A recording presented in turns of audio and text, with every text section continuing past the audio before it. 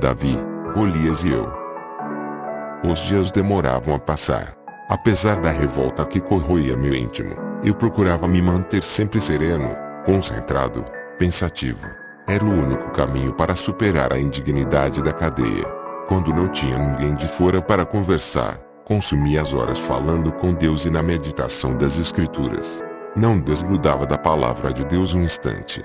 A sala reservada para as visitas logo se tornou meu espaço permanente. O delegado disse que não queria tumulto entre os presos devido à quantidade de pessoas que eu recebia. Mas, ainda assim, eu caminhava no pátio com os detentos durante o banho de sol. Passei a ganhar a amizade deles. Fiquei surpreso com a simpatia e a hospitalidade de cada um. Eram 22 presos, entre advogados, médicos, juízes, empresários e até políticos. A convivência foi pacífica.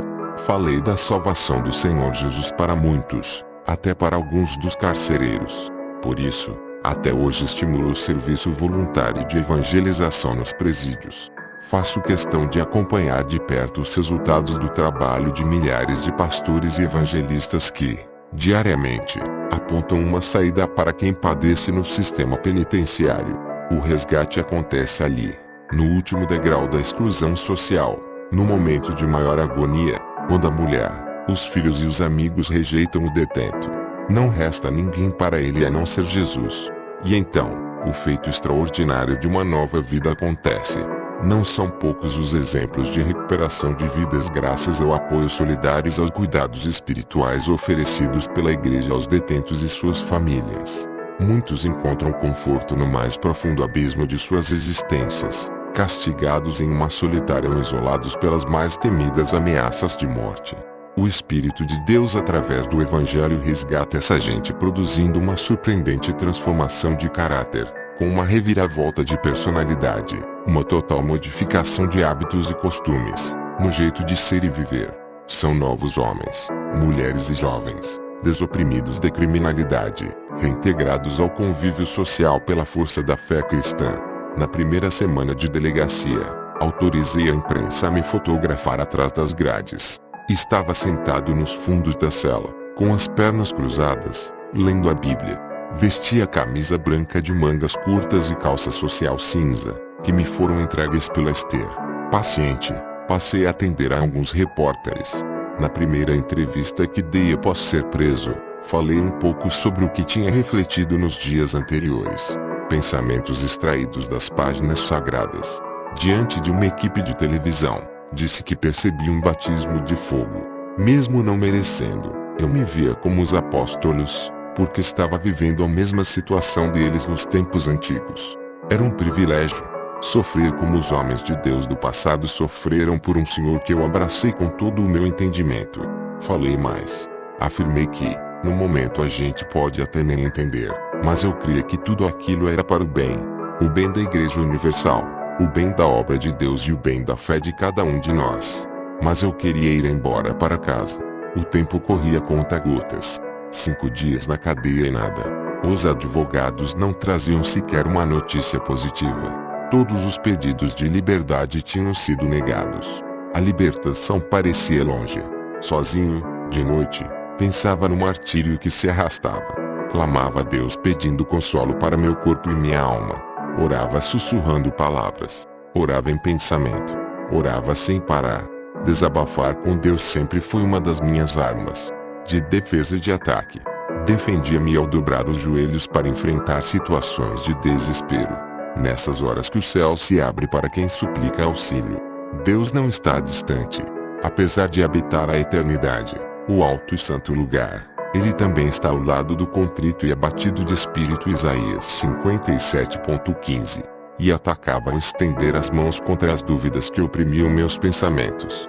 Uma guerra incansável entre a luz e as trevas, a fé e o medo da incerteza. Os hebreus, liderados por Moisés na fuga da escravidão do Egito, morreram no deserto por duvidarem. A viagem de 2 meses rumo à terra indicada por Deus ultrapassou 40 anos, devido aos murmúrios sem fim daquela gente. A minha fé venceria as dúvidas. Minhas orações me mostravam um só caminho. Era preciso transformar os problemas em uma grande oportunidade. Deus não fez o rei Davi, Golias, o gigante, e afronta contra todo o povo de Israel é que fizeram. Abrão aproveitou a esterilidade de Sara para provar a sua fé irrestrita em Deus. Os desafios, as lutas, as dificuldades são chances para crescer. E assim aconteceu comigo na cadeia. A demora da justiça em autorizar minha libertação provocou circunstâncias surpreendentes. Cada vez mais pessoas, personalidades ou gente comum, mesmo as que me criticavam, passaram a demonstrar apoio. Era informado o tempo todo sobre declarações favoráveis à minha liberdade dadas por autoridades, políticos, artistas e até líderes de outras religiões. Vi uma união ardente da Igreja Universal. Pastores, obreiros e o povo em geral passaram a fazer vigílias na porta da delegacia de Vila Leopoldina.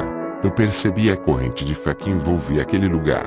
Parecia perceber a oração de milhares de fiéis em meu favor. Quando completei 7 dias na cadeia, a delegada de plantão, Silvia Souza Cavalcanti, me procurou para dizer que estava preocupada com o crescimento dos manifestantes e me pediu para gravar uma mensagem de rádio a fim de acalmar os ânimos.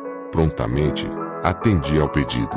A boataria dizia que os membros da Igreja Universal planejavam invadir a cadeia. E a polícia, é claro, temia isso. Pedi ao povo para continuar as correntes de orações e jejuns, suplicando a Deus que eu ganhasse a rua o mais rápido possível, mas que mantivesse a cabeça no lugar. E agradeci o carinho de todos em meio a tanta tribulação.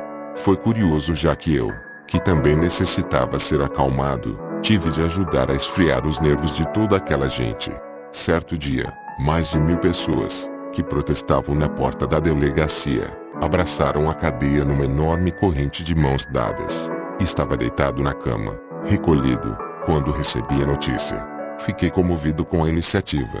Meu corpo já emitia sinais de esgotamento. Quase não comia nada, apenas ingeria água, muita água. O descontrole emocional tirou toda a vontade de me alimentar. Muitas vezes ouvi um coro de louvores vindo do lado de fora da delegacia, resultado do protesto dos membros da igreja. O delegado contou que, ao olhar pela janela da delegacia, vi inúmeras idosas, muitas com a saúde frágil, chorando com sinceridade, orando durante horas e horas sem parar.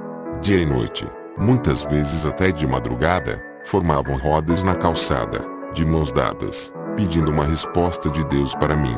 Gente que nunca conhecerei e sequer saberei o nome, mas, certamente, preservarei uma gratidão especial por cada uma delas durante todos os meus dias neste mundo. No fim da primeira semana preso, deixei a delegacia para prestar depoimento. Fui colocado no banco de trás da viatura policial, sempre com a Bíblia nas mãos. Já no fórum, fiquei frente a frente com o juiz que assinou meu pedido de prisão. Era um rapaz jovem, pouco mais de 30 anos, substituto do titular da vara criminal que expediu o mandado. No meio do interrogatório, o juiz fez uma pergunta intrigante e abusiva, já que não tinha a menor ligação com as acusações pelas quais eu respondia. Ele queria saber se havia diminuído o povo da Igreja Universal depois da minha prisão. Fui seco. Disse que não, pelo contrário, se multiplicou. Os templos, de fato, começaram a abarrotar de gente, muitas curiosas com o noticiário e outras em apoio à luta da igreja. Mas outro fato também me despertou atenção no fórum. Estranhamente, um homem de batina, provavelmente um padre ou outro integrante da ordem eclesiástica do Vaticano, acompanhava o meu interrogatório e fazia anotações ininterruptas. Nunca era permitida a entrada de ninguém nos depoimentos, mas naquele dia a cena foi diferente. Cena que até hoje ainda não foi devidamente explicada.